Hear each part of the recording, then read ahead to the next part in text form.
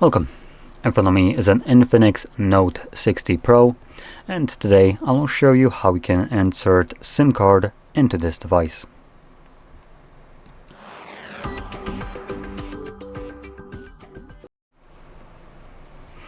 So, before we get started, you will want to grab a SIM eject tool similar to this one, which will come provided with the device in the box. But if you can't find it, what you could do is use a paperclip, straighten out one of the ends, and if it has the plastic coating, cut it off, and that should leave you with something that works as well as the dedicated tool.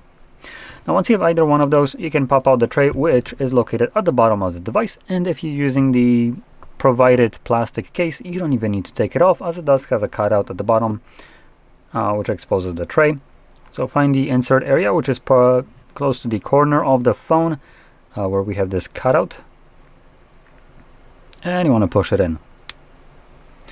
As you can see, when you do, the tray pops out enough for you to pull it out, and on the tray we have space for 2 SIM cards, so one on each side. But the phone actually supports SIM card or eSIM, and if you're planning to use eSIM, the bottom tray, when you toggle on that, the phone will use eSIM, even if you didn't add one. The bottom tray automatically becomes deactivated. So with that toggle, which let me quickly show you. So if we go into settings, and if we go into SIM and the network, you can have the toggle right here, enable eSIM. If I do so, now that it's enabled, even though I haven't had one, the SIM number 2, which is the bottom one, now will not be checking for cards that are placed on it. So the phone will only see a card that is in SIM spot number 1.